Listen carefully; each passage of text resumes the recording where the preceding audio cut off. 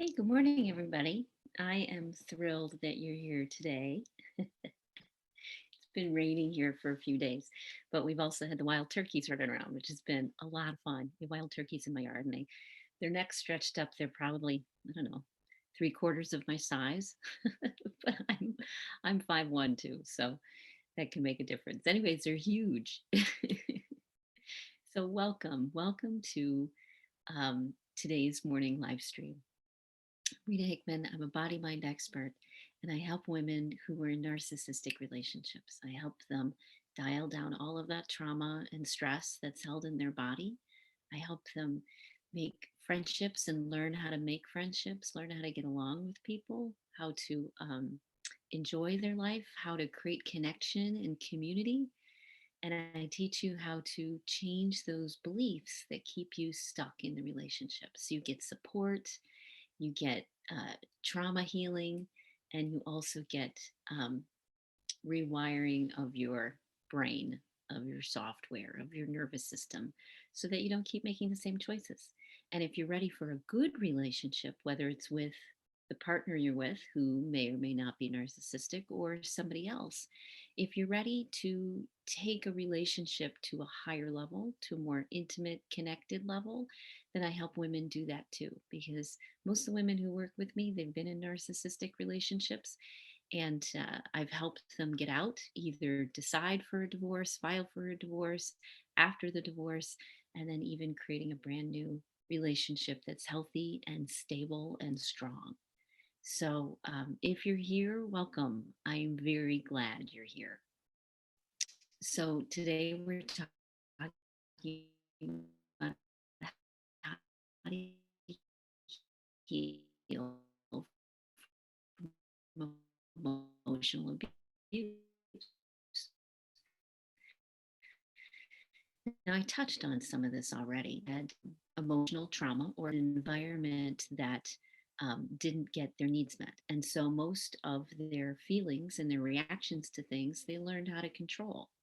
And by learning how to control all this, to suppress all of the emotions, they became really successful, capable, smart, fascinating, amazing women with this one big flaw, this one big weakness, which is their personal relationships, either the relationship with their family member, somebody who abused them, mother, father, brother, cousin, uncle, people who supported the abuse, people who ignored the abuse or didn't know, or were so stuck in their own dysfunction they couldn't help.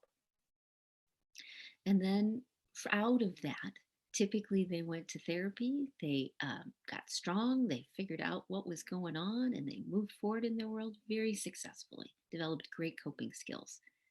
But in their personal relationships, it's not so fun. Usually they've been in these relationships for a while, either as a pattern, the same person just with a different face, or with one person for 40 years. And they're realizing that it's been an abusive relationship all along and they're ready for something different. Or perhaps they're in a relationship and they started a new one, and the new one feels a lot like the old one. And maybe it fit for a while and it gave you everything that you needed, and it made you dream in fairyland and with white knights, and it hit that chord in you. And now you're finding out that it is also a toxic relationship. So many of the women that I work with are successful, smart, funny, interesting, and get hijacked by how they feel because they're with someone who purposely pushes all of those buttons, purposely makes you feel crazy. When someone does that, when someone has a relationship out of deep wounds and defensiveness and probably some physical challenges like ADD or ADHD or bipolar, and then trauma, it's a recipe for difficulty. And that's what a narcissistic relationship is when someone is so involved in their own world that they are incapable of seeing anybody else's point of view. And so they come out of a reactionary place, out of a place to protect and defend and control and manipulate so that they always feel strong. But what happens is the people who fall for them are victimized. They're victimized by um, the other person's wounds. And as empaths and healers and compassionate people, we like to help them. We see the goodness in them. We want to raise them up. We want to help them deal with this, but they don't want to. And then you end up trapped in this back and forth, this cycle of anger and abuse and hurt and suppressed emotions and selfishness. And it causes a lot of problems, especially if you have kids, especially if you have adolescents or junior high or college or high school, and they're learning relationship skills from you. And they're seeing that this is how relationships go. If you don't want to keep passing on the pattern of trauma, then it's important to start working on yourself now so that your kids can have a great life, because you're going to teach them the skills and you're going to role model for them how to handle the toxic, emotionally abusive people, which are everywhere, because it's based on a biological component, a trauma component, and then not being able to get your needs met. This shapes people into being kind of monstrous and into what we call a narcissist.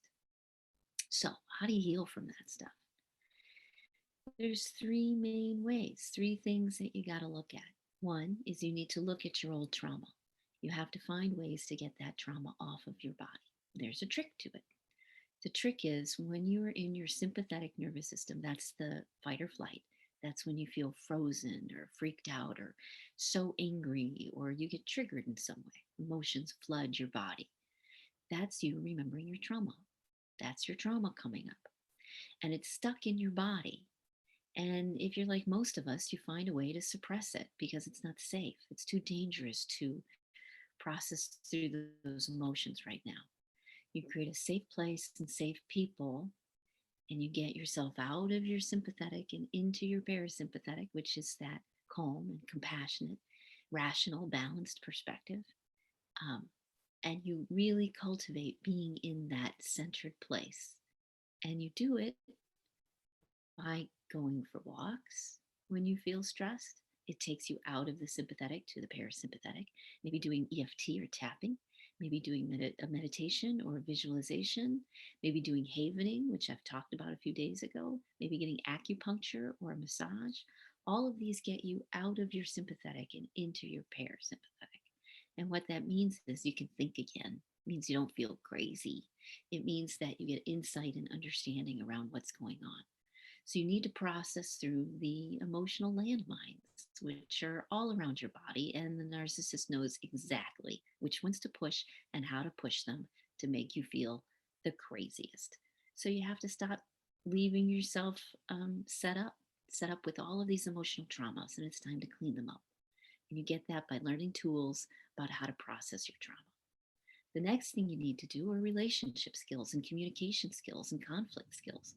There's a number of them that can use that have been used by hostage negotiators in the most dangerous sorts of situations that are effective, that are backed by science. They've been around in the culture for thousands of years, and they're great tools that help you get what you want out of a conversation. They help you take someone who's a sociopath, someone who's a psychopath, or maybe just a garden variety narcissist, and learn how to direct the conversation into a peaceful place where everybody wins, where it's not about winners and losers. It's about finding a solution to the situation, to dealing with what's causing this abuse, what creates this abusive pattern, and ways to bring everybody back to a mental, emotional state of balance so that you can get along. The third thing you need is you need to get a community.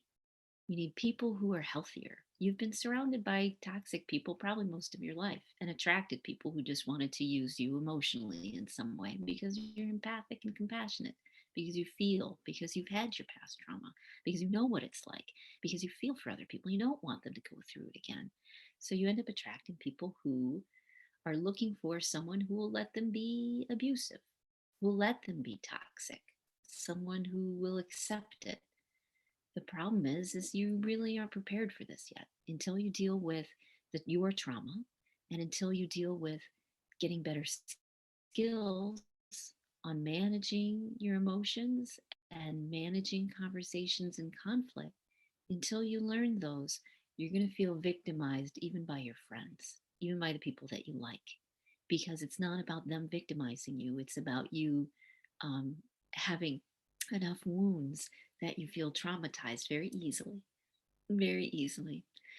So we help you develop a group of friends and confidence in yourself and strengthen your decisions and support. And you get the support of the group and not just blah, blah, blah support. You need support from people who you're now part of a community. They have resources. You have resources. You help each other. You lift each other up. You listen to each other. You've got some healthy skills and some guidance through it all to make sure that everybody stays on a good path. So you need a good, solid community made up of people who are healthy and who want to be healthy and stay healthy. When you get those three things in place, what happens is you change. You become a different person. You become someone either that is a healer who helps other people who are struggling, or someone who narcissists are no longer interested in because you have good boundaries, because they can't trigger you anymore, because you know how to handle it if they do, because you don't get hijacked by your own emotions or your past or anything anymore. And their abusive emotional behavior doesn't flip your switch. And because it doesn't flip your switch and you're not interested in that anymore, they go away and they don't come into your world in the first place. And that's how you avoid narcissists in the future. And then if you happen to have a relationship and it's a little tumultuous and it reminds you of all the past relationships that you've had, it's your chance to do it differently. It's your chance to create new memories and a new reality.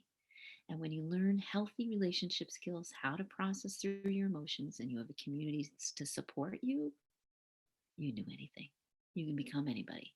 Imagine what it would be like if you were no longer triggered by your narcissist or any narcissist. If you could take back that energy that you spend trying to control how tired and angry and feel, if you could get that energy back, if you could reclaim it, it's like soul reclamation, parts and pieces that you cut off that you can bring back. And they come with an energy and an insight that helps you see the world from a different perspective, from a higher perspective.